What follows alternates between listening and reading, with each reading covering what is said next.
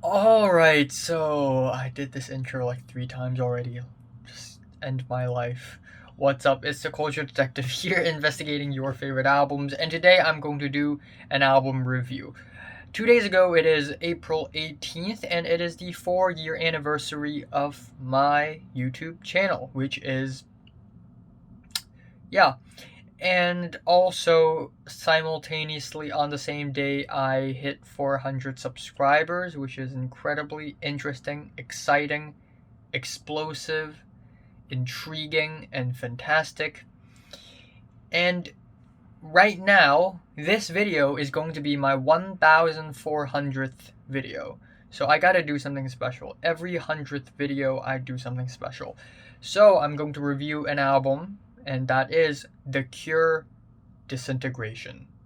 The Cure is an English rock band, a post-punk goth rock band, and Disintegration is their most critically acclaimed and popular album. Also, in my opinion, one of the best albums of all times. Originally, I planned to review Disintegration in January of this year, but I did not. Why? Because I just want to listen to it more before I review it, because I feel like I didn't quite get it yet. I just need more time to digest it and understand it, so I give it more time. And finally, it is near the end of April, which basically is the same thing as being near the end of December. Time doesn't exist nowadays. And I'm going to review this amazing album. Before that, we have to highlight The Cure's career, because The Cure is one of the pioneers and one of the most important bands when it comes to post-punk and especially goth rock. So they started off their career in 1978, and their debut album, Three Imaginary Boys, released in 1979 with the single Boys Don't Cry, that really launched them into fame. And Boys Don't Cry is a really catchy, poppy, peppy post-punk song that is very good and enjoyable, and I really like it. But their work wasn't that gloomy or depressing or icy as their later work on Disintegration. Also, in the year 1987, they released Kiss Me, Kiss Me, Kiss Me, and also the song Just Like Heaven, which is this song lives up to its title. It sounds just like heaven. It is probably one of my favorite songs of all times. Even though I've only been listening to this song for about 3.5 months, this song might be one of the best songs I've ever listened to. It's a love song, but it is a very depressing one, but also a very beautiful and poetic one. It is blissful, yet heartbreaking. It is gorgeous and angelic, yet soul crushing at the same time. It is absolutely thunderously pretty. The lyrics are extremely well written. The guitars, the bass, the piano lick on this track. I absolutely love the piano solo towards the end. Dun dun dun dun dun dun dun dun dun dun dun. And also the extremely beautifully written lyrics. And found myself alone, alone, alone above a raging sea that stole the only girl I loved and drowned her deep inside of me. Damn. Show me, show me, show me how you do that trick. The one that makes me scream, she said. It is so warm. The bass, the guitars, they're so lovely and warm. You just want to wrap your arms around it. You just want to embrace and hug the guitars on this track. Yet at the same time, there's something so broken and so lost and dejected about the tone of the song. That's just so just it just marks in your heart, you know what I mean?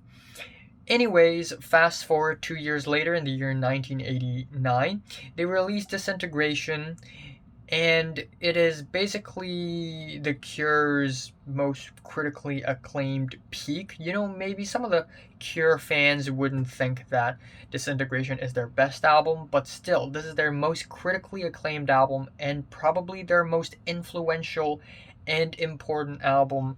It is very sad. This is an album to get sad to. It is gloomy, dreary, icy, and before I went into this album, I thought it's gonna be a little tighter, but no, a lot of the songs are very spacey and lengthy, so it's not gonna be everybody's cup of tea because this album is very long and very patience testing, but it's also really rewarding, and it is a benchmark in goth rock music alongside acts like Bauhaus and Susie and the Banshees. So we have the album opener Plainsong, which is absolutely cinematic. We have these very grand icy synths and these gargantuan deep bass, beautiful chimes, slow marching drums, all drenched in reverb. It's almost like being transported into another dimension. Really reminds me of the first time I've ever listened to Radiohead's Kid A when I played everything in its right place. And I was just like a teenager, like a small young teenager back then. I was 14. And when the first piano chords hit, I'm like, I get goosebumps all over me. I'm like, oh my gosh, I'm like in a different universe now. And while this song didn't impact me as hard as that song did, I can imagine this song impacting other people as hard as that song did. And also, we get these lyrics that are very poetically written in a way. Certain words are used and repeated to create a sense of icy, cold, dreary atmosphere with words like rain, wind, and cold. And also, lyrics, sometimes you make me feel like I'm living at the edge of the world, which is painful, pain in a nutshell, in a jar. Pictures of You is the big single of this track, and boy, it's so sad. I'm I've been staring so long at pictures of you, so much so that I'm beginning to think that they're real. Just why? We got these beautiful chimes, sweet and dejected bass, jangly guitars, and again, this album is packed with love songs, and you know, I'm fed up with love songs. Nobody wants to listen to love songs, but the love songs on this album are written in a way that's so sour and poetic and just painful and tortured and just written so well. It's just you can't miss it, you know? Closedown is one of the weaker tracks on the album in my opinion, but that being said, it's still really, really good. The reason why I say this is because the guitars are muffled like it's trapped, and it does create a really weird claustrophobic tone to the track, which didn't really click with me at first. I just thought it sounds kind of weird. And then we got these toppling drums that are very mid paced and blissful synths. And lyrically, it is amazing because it really highlights one of the worst things about living, and that is aging. And essentially, the lyrics are about how Robert Smith, the vocalist, frontman of the band, just didn't want to reach 30, you know? And now I'm not 30 years old. I'm only 18, but I almost feel the same sentiment because I already hate the idea of aging. I just kind of want to stay 18 forever. You know, actually I just want to stay 18 forever. If I get older, I I may, you know, die sooner. So it's a terrible idea. And I'm sure if I feel bad about aging now, I will definitely feel even worse about aging 10 years later. So,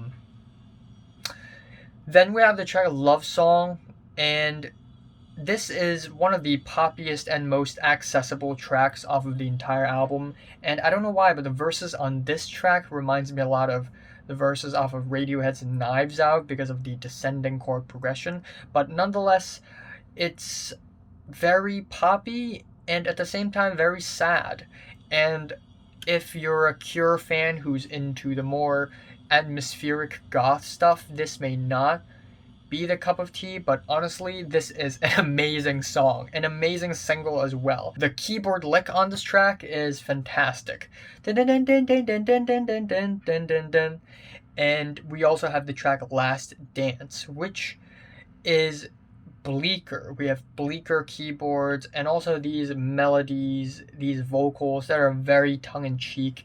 And lyrically, it is about remembering the old days of being in love, romance, and just reminiscing the good old times in comparison with the sad new times that we're living in right now. And while instrumentally I like this track, I think the tongue-in-cheek vocals may make this track feel a little bit more tedious than I hoped it would not be. The track Lullaby is another very poppy and accessible single off of this album, and I say poppy, but it's not a pop song at all. It's actually a very creepy and unnerving song that is simultaneously very catchy, where Robert Smith whispers throughout the entire track, just whispering into our ears, singing about how the Spider-Man is going to eat us for dinner tonight. And it's full of strings. It's full of strings, and these tiptoey, plucky guitars, and the spinning, swirling string solo towards the end, it just makes it really creepy, very goth, and I really love it. Next up, we have Fascination Street, which is one of the more upbeat and rock-oriented tracks on the album. I feel like this track also inspired somehow Coldplay's songs in the X and Y era because of how bittersweet it sounds. It really sounds bitter and dejected, but at the same time kind of dreamy. It has that really nice bittersweet chord progression, which I absolutely love. And then we get these guitars and these keyboards, the bass, and they all surround those chords, go up, go down, get creative, but it all stacks perfectly on top of one another, forming this track. It's very post-punky. It has amazing piano licks. Robert Smith gives a very distressing vocal performance. And essentially, lyrically, this track is about a band adventure, about the Cure visiting New Orleans. But the song is written in a way where it sounds so visceral and so torturous, and it's it's very impressive. We have Prayers for Rain, which is icy, cold, reverby, and it has these very solemn strings. We have beautiful lyrics once again. You fracture me, your hands on me, a touch so plain, so stale it kills. You strangle me, then entangle me in hopelessness and prayers for rain. Then we have The Same Deep Water as You, and it is a 9.5 minute long, ultra spacey atmospheric track that is really soft and reverby, and it is ultimately about a doomed love. And damn, this track. Oh my goodness. It really drowns you into an abyss of pain and sadness. Can't you see I tried? Swimming in the same deep water as you is hard. This line hurts. And also Robert's vocals. Again, he's one of the best vocalists ever, in my opinion. I mean, his vocals, not only does his vocals age like fine wine, but also he just conveys so much pain through his performance on this track. It sounds like he's on the verge of tears while singing this track. Then we finally enter the Act 3 of this album with the title track with the glass breaking sounds and these really welcoming and sweet guitars, very warm piano lines. And this track is about drug abuse as well as living a life of unstable love. I really love the attention to detail on this track. When Robert sang Party Piece, the vocals are slightly layered. And also the lyrics, again, the lyrics on this album, oh my goodness. Dropping through the sky, through the glass of the roof, the roof of your mouth, the mouth of your eye. It's easier for me to get closer to heaven than ever feel whole again. And this set of words, this set of, I forgot the specific term where the last word matches the first or second word, like roof, roof, mouth, mouth. But there's a specific term for this. I think it's alliteration. And yeah, this is really hard hitting lines. Yeah, where essentially self destructing is probably doing yourself a favor. Anyways, we have Homesick, which is essentially the ending of the album. We have a very downtrodden piano rock song with incredibly dramatic and intense spoken word performances. Highlight lyrics is, "And my eyes are bursting hearts in a blood-stained sky." Again, referring to drug abuse, but also the loss of love. But actually, we have an untitled track towards the end of the album. And to me, it's more of an epilogue and a very sad and depressing one. We get these very beautiful accordions and softer and calmer instrumentals that are equally as sad. And essentially, this track is giving up. Time has passed. I can't do anything about this anymore. Now the time has gone, another time undone. And ultimately, it is a very painful goodbye. And yeah, ultimately, I mean, this album is about drug abuse and unstable love and just desire for love and also reminiscing the good old times. And this all ultimately ties into the idea of time passing and how, as time goes by, people just lose their love. Or at least that's how I speculated. Maybe it's because of how I live my life nowadays. But the passage of time is a really heavy topic, and it's beautifully written on this album. So yeah, I'm just gonna end it here. My voice is getting raspier, and I just want to stop talking, even though I still have another album review to do. But it is an incredibly beautiful, haunting, depressing, poetic, and poignant goth rock album that I hope every music fan would check out. My favorite track here, I have no idea. I love all the songs. Pictures of You. My least favorite, actually, I really love The Same Deep Water as You. And the title track, one of the three. My least favorite is Last Dance. I'm giving The Cure Disintegration a strong 9 to a 10 out of 10. So, have you listened to The Cure Disintegration from 1 to 10 how much is rated? Like it and subscribe if you want more, and thanks for watching.